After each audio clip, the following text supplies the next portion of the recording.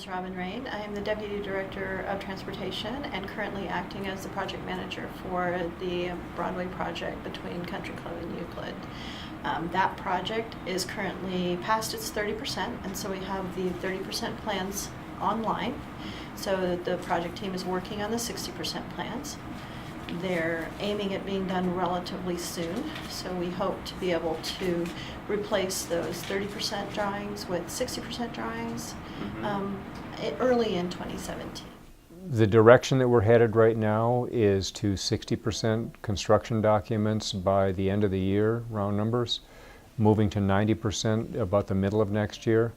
We've really set the alignment though, and this is what troubled me so much when we voted on 30%, and I said it during the public hearing. Once you lay 30% alignment in place, we're not talking about 70% of design left.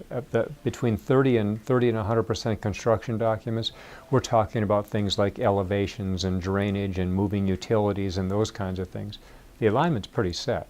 And so the impact on the businesses, that's a done deal. The 30% plans are actually pretty robust, and they show us the properties that we'll be able to or will need to acquire fully.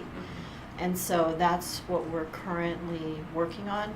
There are quite a few acquisitions. Initially, when the project was wider, there were 127 potential full acquisitions. And now, because we've had a little bit of time to move things around, we're looking at a number in the 50s, with only 27 of them being ones that we will definitely need to demolish.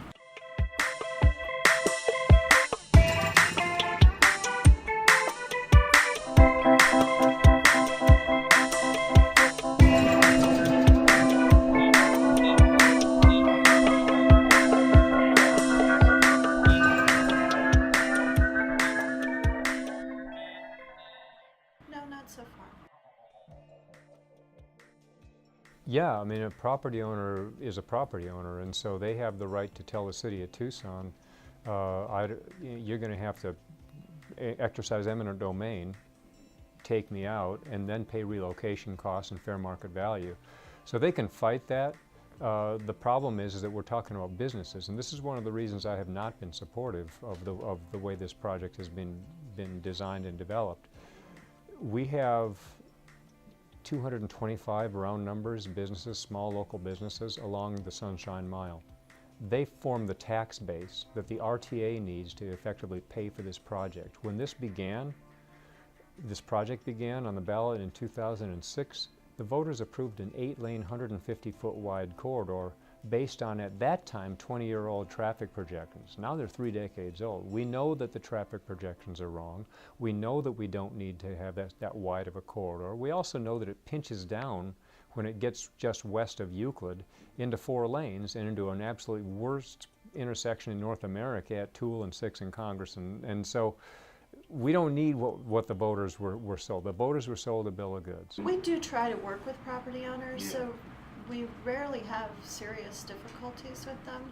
When they have a business, or even if they're in a residence, or even when it's a property owner with a business in the property, when we have to acquire them, then they often get relocation benefits.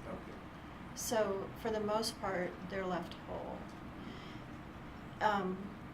It's always easier for us and for them when we can leave them in place.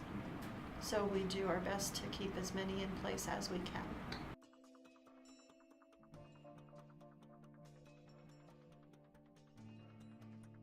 So now we've got it ratcheted down to 6 lanes. It's still about 120, 125 feet. And so it's still taking out way too many businesses. If it's not actually taking them out, it's affecting their parking or their access. And so it's affecting their ability to stay viable as a business. So the initiative that I've got going on right now is with Rio Nuevo. And on December the 6th, I've got a study session that's coming. And the initiative is this. Rio Nuevo is a taxing district. They have the ability by law to go in and negotiate with property owners in ways that we can't because number one, the gift clause, but also because if I'm talking about buying your property, I by law can't go in and also negotiate with you about uses for that property. There's a conflict of interest. Rio Nuevo can. And so what I've got them doing is they're going to come in on December the 6th, and I'm going to ask the City Council to say do two things. Number one, put a hold on the 180-day demolition requirement, so that Rio Nuevo will have a full slate of properties that they can deal with, property owners they can deal with. And the second thing is for the city to go in and negotiate with Rio Nuevo an overlay so that we can address parking needs, we can eliminate parking requirements, or we can work on cross-access agreements, shared parking arrangements, access issues, things that we can do with Rio Nuevo that we can't do directly with the property owners. Rio Nuevo would become the owner. They would come in and purchase these properties from the city once we own them, but we wouldn't be demolishing them. And so we have a chance through Rio Nuevo being this third party to preserve and protect these small local businesses. If we go and knock them down, we're going to wind up with chains, and that does not reflect the character of the Sunshine Mile, nor does it reflect what the voters have, what the participants in all the public open houses and the citizen task force have said they want. They want preservation, they want local businesses, they want a walkable area, a destination, and not just 8 lanes of asphalt.